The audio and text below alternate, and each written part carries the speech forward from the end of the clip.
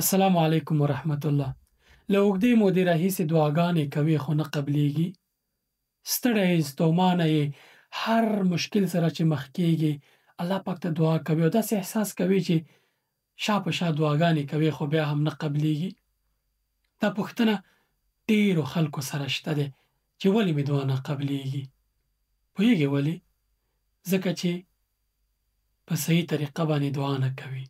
په دې لړۍ کې مې درته د دعا په اړه ډېر مهم معلومات راټول کړي دي. راځه دا لړۍ راسره تر پایه وګوره. شرط یې همدا دی چې دا لړۍ به راسره تر پایه ګورې. څو برخې دي، هره برخه به یې ګورې.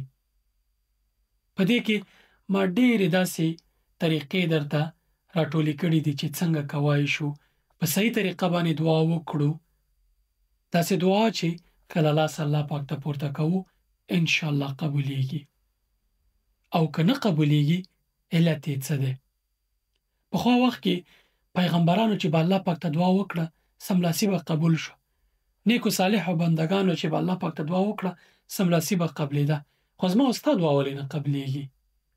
په همدې لړۍ کې درته دغه ټول لاملونه، صحیح طریقې، څنګه دعا وکړو، په څه وخت کې وکړو، د دعا دپاره څه آداب او شرایط دي، او کومې دعاوې قبلېږي، کومې نه قبلېږي، کومه صحیح دعا ده، کومه ناسمه دعا ده، او د دعا په اړه ډېرې جالبې کیسې هم درته لرمه.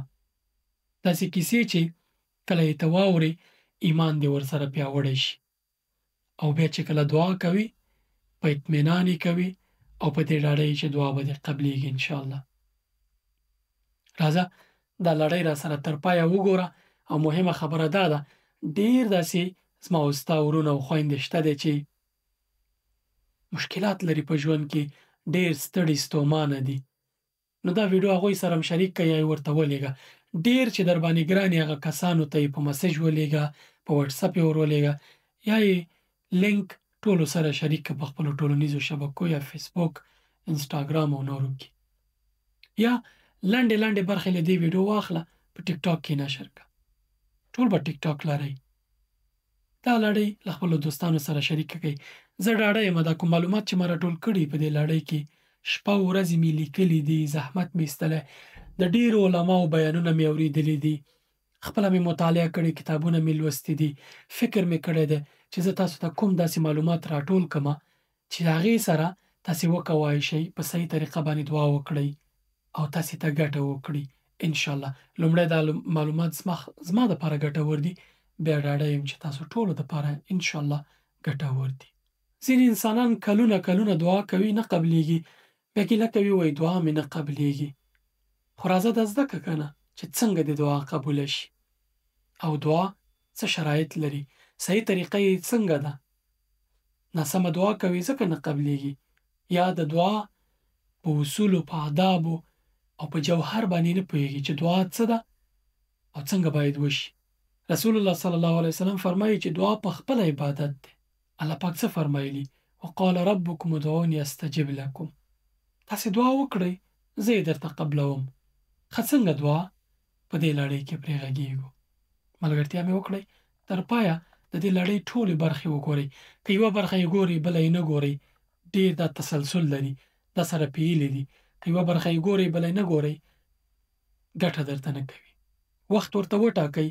که چېرته په سفر ځئ، موټر کې سفر کوئ یا بس کې یا نورو کې، نو دا لړۍ در سره ډاونلوډ کړئ او په غوږونو کې هیډفون واچوئ، په ښه طبیعت باندې په ارامه باندې دا لړۍ مکمله وګورئ، داسې چې یوه برخه هم باید درنه پاتې نه شي.